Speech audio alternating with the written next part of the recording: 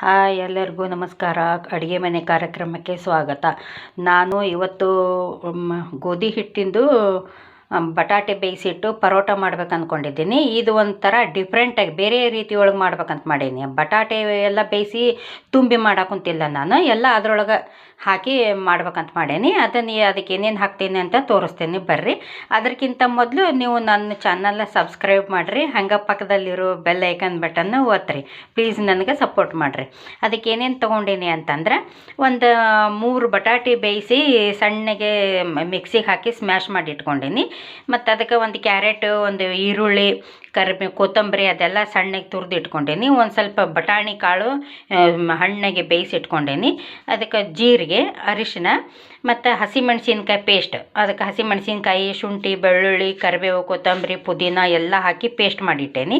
ಮತ್ತು ಅದಕ್ಕೆ ಗೋಧಿ ಹಿಟ್ಟು, ರುಚಿಗೆ ತಕ್ಕಷ್ಟು ಉಪ್ಪು, ಇದೆಲ್ಲ ಹಾಕಿ ಮಿಕ್ಸ್ ಮಾಡಿ ಚಪಾತಿ ಹಿಟ್ಟು ಹೆಂಗೆ ನಾದ್ತೇವಲ್ಲ ಆ ಟೈಪ್ ಇದನ್ನೆಲ್ಲ ನಾದಿಟ್ಕೊಂಡು ಸೇಮ್ ಚಪಾತಿ ಮಾಡ್ದಂಗೆ ಮಾಡಿ ಎರಡು ಬದಿಗೆ ಎಣ್ಣೆ ಹಾಕಿ ಬೇಯಿಸಿದ್ರೆ ಚೆನ್ನಾಗಿರುತ್ತೆ. ಇದು ಒಂಥರ ಡಿಫ್ರೆಂಟಾಗಿರುತ್ತೆ ಅಂಥೇಳಿ ಈ ಥರ ಮಾಡ್ಬೇಕು ಅಂದ್ಕೊಂಡೀನಿ. ಬರ್ರಿ, ಅದನ್ನೆಲ್ಲ ಕಲಿಸಿಟ್ಟು ಮಾಡಿ ತೋರಿಸ್ತೇನೆ ಹೆಂಗೆ ಆಗ್ತೇವೆ ಅಂತೇಳಿ.